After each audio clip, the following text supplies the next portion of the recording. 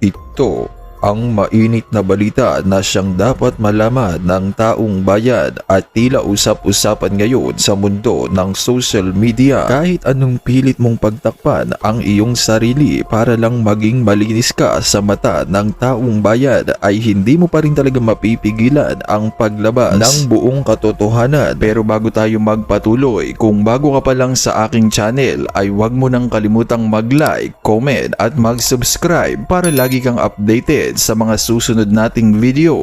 Ayaw na sa iyo ng mga Pilipino, derechahan at walang paligoy-ligoy ang naging reaksyon ni retired Brigadier General Orlando De Leon sa balitang bumulusok sa negative 3% ang net trust rating ni Pangulong Ferdinand Marcos Jr. base sa pinakahuling survey ng Social Weather Station. Sa kanyang pahayag, tahasang kinwestiyon ni De Leon ang tila kawalan umano ng malasakit ng Pangulo sa sentimiento ng publiko. Para sa retiradong opisyal ng militar, malinaw ang ipinahiwatig ng negatibong trust rating, isang babala mula mismo sa taong bayan na unti-unti nang nauubos ang kumpiyansa sa kasalukuyang pamumuno. Para sa kaniya, hindi na ito maaaring ipagwalang bahala o ipaliwanag lamang bilang ingay ng politika. Ang pagbagsak ng trust rating ng Pangulo ay lumabas sa gitna ng sunod-sunod na kontrobersiya at investigasyon kaugnay ng umano'y anomalous flood control projects, budget insertions at mga isyong may kinalaman sa transparency at accountability ng gobyerno. Para kay De Leon, ang mga numerong ito ay replikasyon ng galit, pagod at pagkadismaya ng mamamayan. Anong masasabi nyo dito mga kababayan? At para sa bupang detalye ng balita, narito't panoorin natin ang full video. Ito po,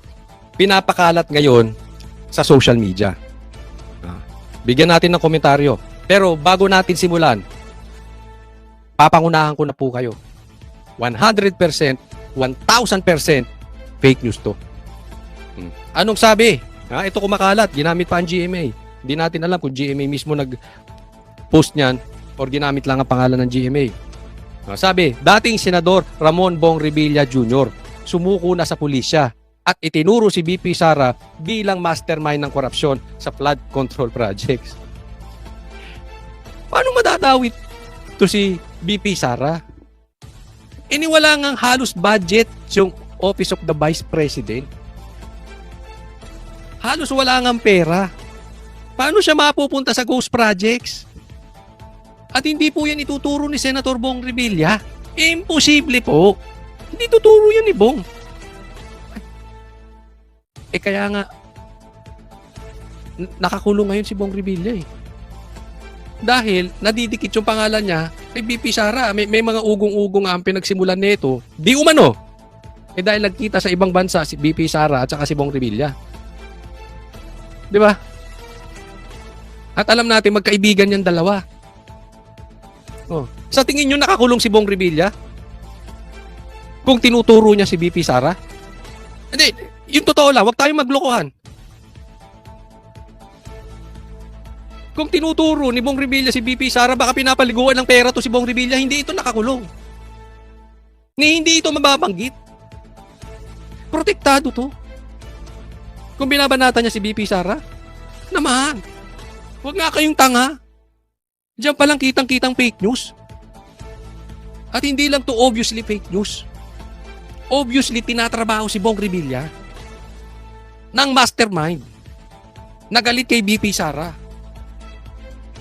And at the same time, tinitrigger niya ang mga DDS. Kaya wag pong magagalit ang mga DDS kay Bong Revilla. Fake news ito. Hindi ito sasabihin ni Bong Revilla, itaga nyo sa bato. Tinitrigger niya. Ay, magalit. Sige, syempre, alam naman natin. At even yung mga kalaban, alam nila kung gaano kalakas si Sara. Alam nila ang crowd ng DDS. So, para atakihin siya, isipin mo na, yung mga kalaban niya sa politika, binabanatan siya. Pati DDS, babanatan pa siya. Di lubog talaga si Bong Revilla. So kahit walang ginawa, alam naman natin, pag media ng media yan, kahit hindi totoo, pag paulit-ulitin yan, nagmumukhang totoo. Kaya ito obviously, ito isang trabaho na si Bong Revilla ay pinapatrabaho.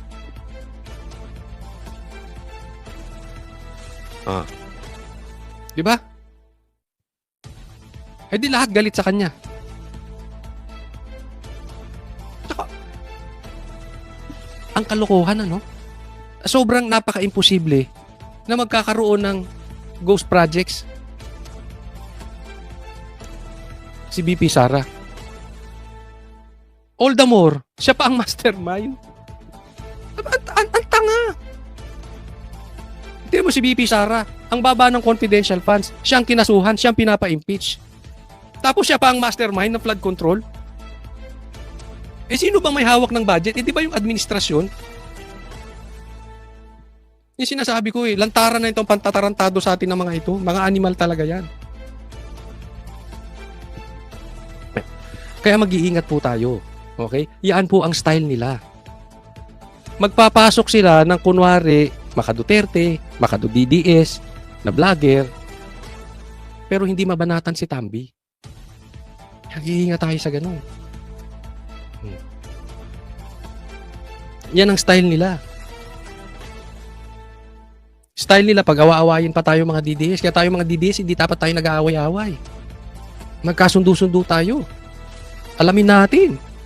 Sino ba yung hindi kayang tayo birahin yung question mark na pinag-uusapan at itinuturo ng ebidensya. Yung mga hindi mabanatan si Tambi. Niloloko tayo ng mga yan. Diba?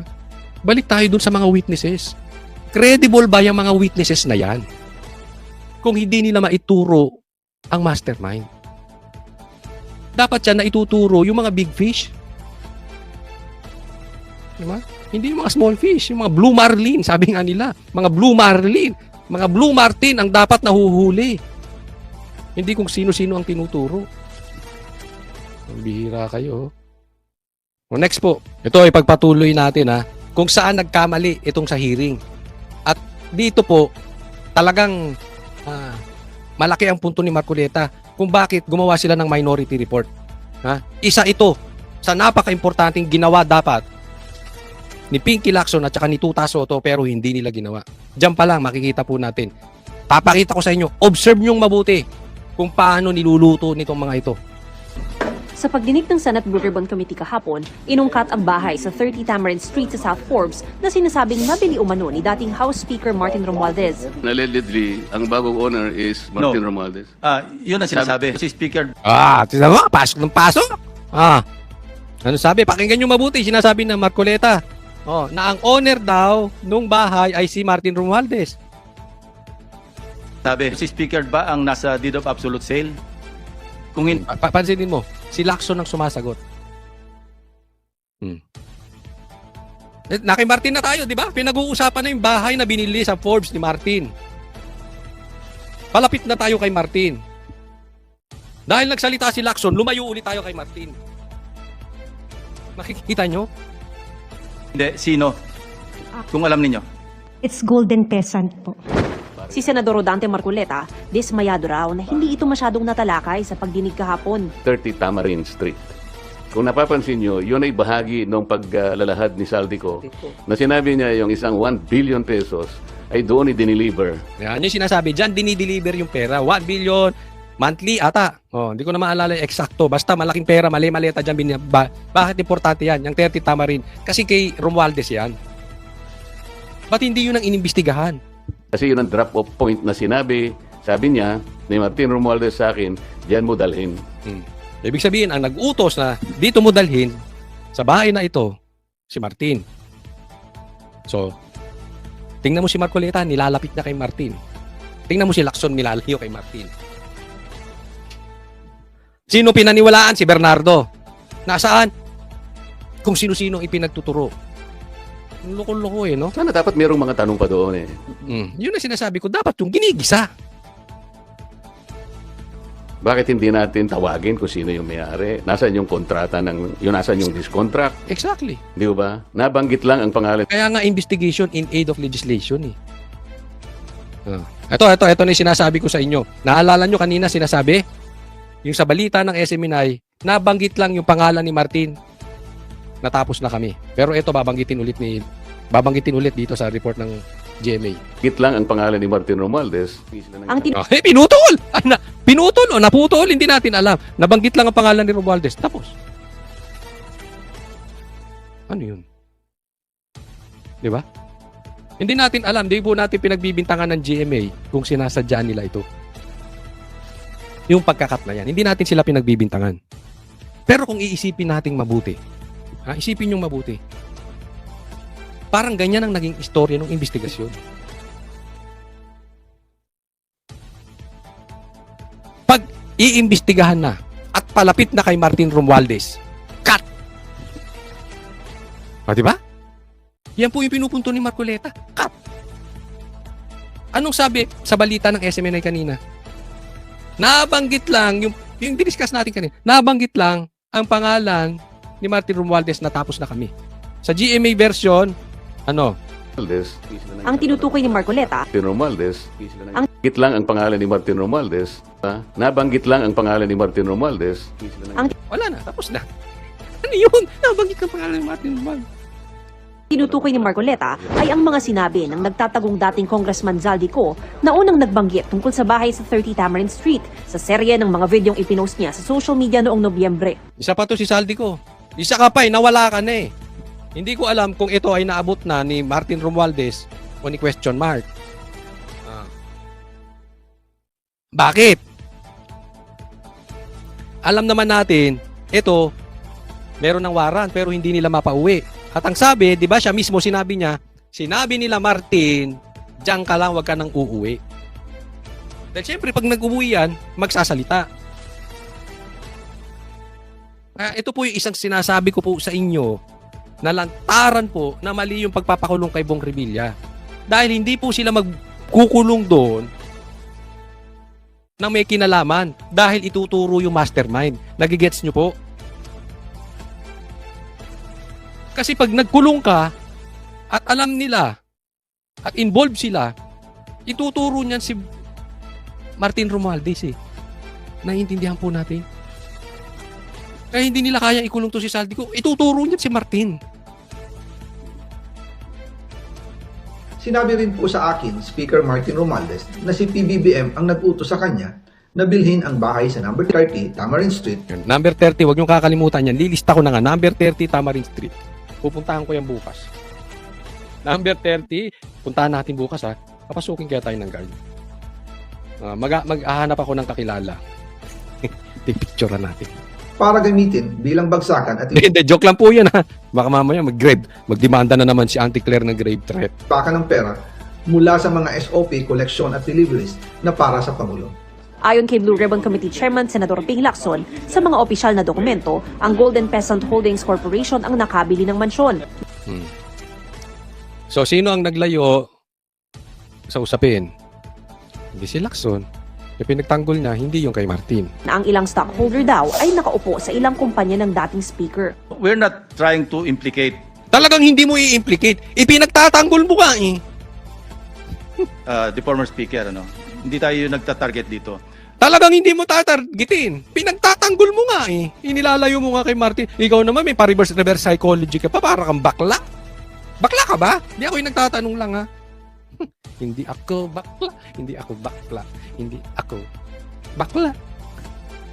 Dumating na sa ating attention but we cannot disregard because sabi ko nga, there were persistent reports na ang initial information nga sa pangalan ni Diskaya na or kay Diskaya na ibenta. Hindi naman ito Tingnan nyo. Abogado ka? Abogado ka ni Martin? Parang pinagtatanggol niya na, hindi. Kay Diskaya yan. Kay Diskaya yan. Kasi tinuro na yung bahay. Doon na maglabag ng pera. Diba? So, ibig sabihin, yung pinapadalahan ni Zaldico ng pera si Diskaya.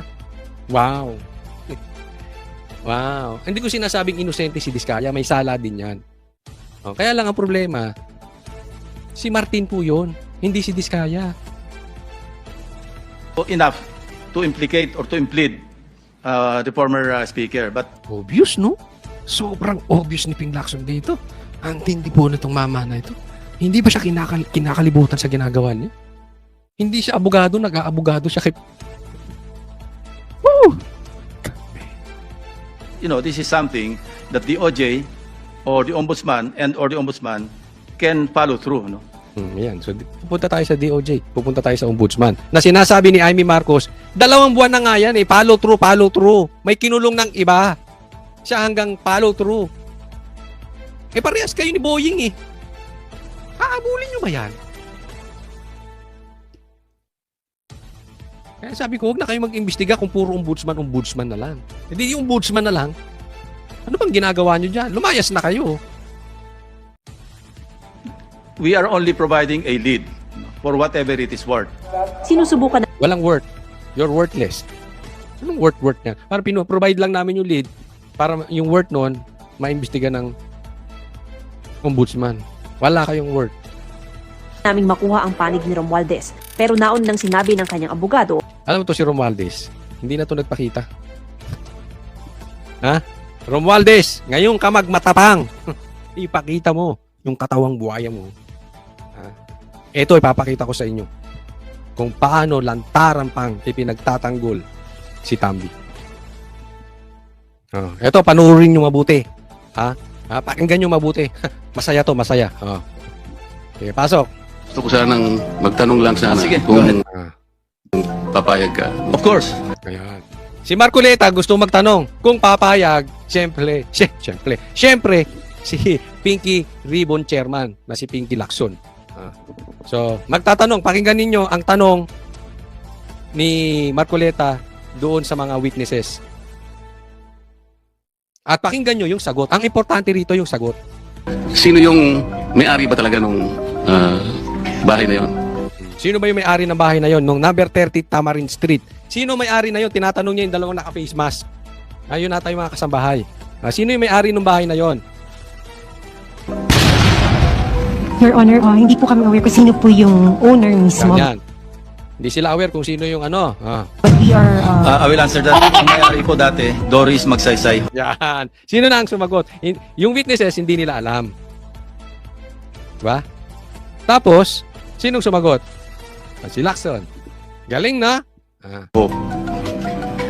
And you were there as what? Bakit importante? Pakita ko ulit ha. Ba't importante yung bahay na yun? Kasi sinabi ni Saldico, doon siya nagbibigay ng 1 million. O doon niya dinadala yung basura. Tawag nila doon yung basura, yung pera, yung maleta na 100,000 o milyon ang laman para kay Martin Romualdez diyan sa bahay. So kinokonek yung bahay. So hindi sinagot nung hindi daw nila alam yung mga kasambahay. Hindi ko alam kung kasambahay ngayon pero yun ang pagkakaunawa ko. Tapos ang sumasagot si Lacson. Pakinggan nyo yung susunod na tanong ni Marcoleta, ha? And you were there as what? O ano kayo doon? Staff lieutenant. Sino sumagot? Si Lacson ulit. Staff at tenant. Lieutenant kasi si Doris Magsaysay ho, na sila nakatira sila yung staff. Staff sila. Grabe, no? Tanong ni Marcoleta doon sa witnesses, sagot ni Lacson. Palakpakan kung tayo dyan. Ano ka ba, Lacson? Bakla ka ba talaga? Hindi kasi, epal ka ng epal. Hindi ko naman sinasabi lahat ng bakla epal, ha? Oo, meron yung sabi nga ni Sir Jack, meron yung mga bading, yun yung mga bad na bakla. Meron din yung guding, hindi naman sila epal. So, hindi ko nila lahat. Pero ito parang bading. Parang baklang epal. Hindi ikaw ang tinatanong. Alam mo, kung ako sa'yo, Lacson, alisin mo na yung mga testigo. Anong purpose niyan? Anong purpose niyan mga testigo na yan? Kung ikaw ang sasagot. Di buti pa, magharapan na lang kayo ni Marcoleta, ikaw na sumagot. Niloloko nyo kami eh. So nung nabenta, existing pa yata yung lease contract, so hindi sila umaalis. Pero pinipilit silang umalis nung bagong owner. And allegedly, ang bagong owner is Martin Romualdez. Yun ang sinasabi. Yun ang sinasabi mo. So dahil ang bagong owner, si Martin, pinapaalis na sila doon dahil nabili na yung bahay. Ang bagong owner si Martin. Sinong sasagot? Of course! Si Pinky Lacson. Kanina? Yes. At referring to this guy. No, let's based on documents.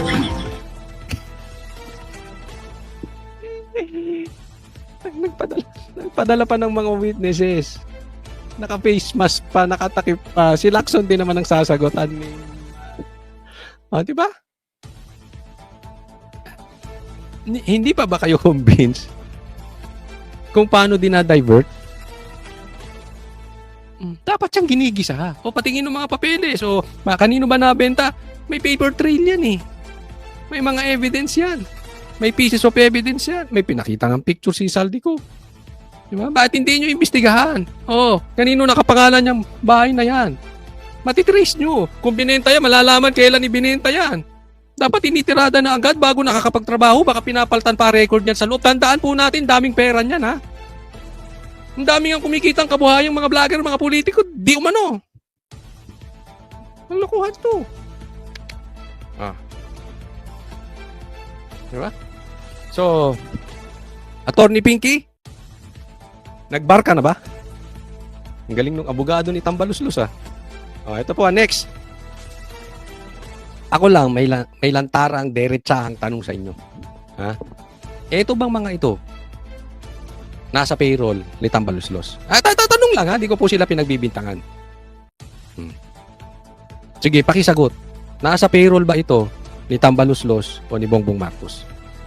Pero wag muna tayo pumunta kay Bongbong Marcos. Dito muna tayo kay Tambi. Kasi yan ngayon ang malakas. Diyan maraming kitaan na sinasabi. Di umano. Pero tatanong lang tayo. Ha? Ito ba ay nasa payroll ni Tambaluslos? Pangalawang tanong. Binabanatan ba nito si Tambaluslos, itong mga taong to? Tanong lang naman. Bakit? Meron kasi silang sasabihin. Ito yon. Kulong na yan, mga kurakot! Kulong na yan, mga kurakot! Kulong na yan, mga kurakot! Ngayon, yan ang sigaw ninyo. Mga kurakot, ikulong na yan. Hinahanap nyo ba ang ebidensya, investigasyon? Nakikipagtulungan ba kayo sa ebidensya, pagkuha ng ebidensya at investigasyon para matukoy di umano ang mastermind ni Tambaluslos? Yung mga nasa witnesses, tinuturo na nga si Martin Romualdez as the mastermind. Question mark pa yung isa. Alam naman natin kung sino yung question mark na yun, na si Adik. Pero dito muna tayo kay Martin. Nagawa nyo ba? Kasi lalabas kayong plastic, sisigaw kayo ng kulong na yan, mga kurakot, kulong na yan. Tapos hindi nyo mabanatan si Martin. Anong kaipokrituhan yan? Anong kaplastikan? Kung hindi nyo mabanatan. Kaya oobserbahan ko kayong lahat. Diba? Doon na lang kay Martin. Pero ganoon na rin kay Marcos. Paano kung lumabas si Marcos? Kasi doon na rin patungo yan eh. Ang tinutukoy lang ngayon si Martin. Pero pag natukoy na yan si Martin, sino kasunod niyan? Si Marcos na. Pag si Marcos ba ang natukoy, isisigaw nyo pa rin yan? Ayaw nyo nga maalis si Marcos eh. Dahil ayaw nyo maupo si BP Sara. Paano kung siyang tinuturong kurakot, isisigaw nyo pa rin, ikulong na yan? Sisigaw nyo. Mga kurakot, pwesto na yan. Mga kurakot, pwesto na yan. Mga kurakot, pwesto na yan. Baka ganyan ang sigaw nyo, mga animal kayo, mga plastikan kayo. Akala nyo naluloko nyo taong bayan. Alam mo, kayo mga pinklawan, alam ko hindi naman lahat ng mga pinklawan mahina ulo. Hindi naman lahat ng pinklawan ginagamit nila ang kanilang utak. Yung iba dyan matatalino. Alam nila na itong mga liderato nila wala nang tayo. Alam nila itong mga liderato nila wala nang paninindigan. Gumising po kayo. Pinaglululoko na kayo ng mga iba sa mga liderato ng mga pinklawan. Ito po, pag-usapan natin na itong Minority Report. Ito ngayon yung malaking balita po sa araw na ito. Pero hindi pa yan. Hindi pa yan yung sinasabi kong malaking balita. Sige po, pag-usapan po natin ito. Ito ang pinansagang Minority Report ng Senate Minority Bloc. Nako. Ito po, kailangan diinan nyo to. Diinan nyong mabuti ito. Huwag nyong kakalimutan. Ikalat nyo po sa YouTube. Ikalat nyo po sa Facebook. Kung meron kayong TikTok, ikalat nyo sa TikTok. O kung meron kayo kung ano man. Kung may basurahan kayo, ikalat nyo rin sa basura. Lahat po ikalat nyo. Idikit nyo sa mga kotse nyo. Dahil dito, tumbok na po si Bongbong Marcos. O wala na siyang kawala dito. Lahat po ng mga tinatawag nilang mga witnesses, mga kahit palpak na witnesses, itinuturo patungo kay Saldico or patungo kay Tambi or patungo doon sa may question mark. At alam naman natin kung sino tong question mark na ito. Sige nga. Pakisabi kung doon sa mga hindi nakakaalam, sino itong nasa question mark? Sige, ilagay nyo sa comment section. Hindi nyo kilala? Lagay nyo. Sino yung question mark na yan? Flood control scandal. Malinaw na nakaturo raw kay dating House Speaker Martin Romualdez ang pananagutan base sa ilang nagsalita sa mga hearing ng... Tingnan mo to, ha? Tingnan mo tong loko-lokong Bernardo na ito. Kung sino ang itinuturo. Pero hindi niya itinuro si Speaker. Dapat bang paniwalaan tong animal na to? Di ba? But anyway, itinuro niya si Saldico. Pero didikit din yan eh. Hindi po pwedeng makakagalaw tong isa pang animal na ito kung walang mas malaking animal. Kung walang crocodile. Mas malaking buhaya. At yung pinakahari ng buhaya yung question mark. Di ba? Hindi ka paniwala sa lahat ng mga nagtistigo eh. Ito lang yung walang itinuro eh. Kaya naman, tong animal na ito ang kinuha. Ito ang binigyan ng hinihingan si Diskaya. Pinapasok sa Witness Protection Program, hindi pinapasok. Ito yung kompleto. Ilalabas lang natin. Tingnan mo na. Sinong ipinasok nila? Yung hindi itinuro si Saldico. Ay hindi tinuro si Tambaluslos. Ang dapat pinapasok dyan, si Diskaya. Yan ang reliable na witness. Nagturo lahat, pati si Gutesa. Although si Gutesa tumanggi talaga. Kaya itong Bernardo na ito, peking witness to. Subukan mo ituro niya si Tambi. Wala na to hindi na to gagawing state witness. Ito po mga kababayan, ito yung maliwanag. Ito yung malawakan. Malawakan po itong pagtatakip doon sa mastermind. Sino pa ba mastermind? Itong si Tambaluslos na ito at saka itong si question mark. Kaya dapat yung mga witnesses na inililigtas si Tambi, bitayin. Yung mga politiko na nililigtas si Tambi, bitayin. Yung mga vloggers na nililigtas si Tambi, bitayin. Kumikitang malaki yan. Pangkabuhayan yan, mga animal yan. Blue Ribbon Committee. Yung arrows kasi, base sa nagtuturo sa kanya at mababasa nyo sa kanilang mga testimonies individual. Talagang, for example, Gutesa, tinuro si Saldico and Martin Romualdez. Si Diskaya, nabanggit din ang pangalan ni Martin Romualdez. At yung mga iba, si Alcantara, si Bryce Hernandez, pinagtuturo kung sino-sino at papunta lahat sa direksyon ni Martin Romualdez. Kaya nga, di ba? Bakit si Bernardo? Hindi itinuro. We are watching you. Sinusubukan pa ng GMA Integrated News na makuha ang panig ni Romualdez. Asan ka na, Romualdez? Hindi ka na makapagpakita sa camera kasi baka nangangayayat ka na. Hindi natin alam. May cancer na ito eh. Ay nako, ang laki po ng epekto sa katawan, pangangatawan ng tao. Kita nyo yung huling nagpakita yan, nangayayat. Hindi na siya mukhang haring crocodile. Kaya naman anong masasabi mo sa balitang ito? Kung mayroon kang hinaing at komento ay mag-comment ka lamang sa ibaba ng videong ito. Maraming salamat.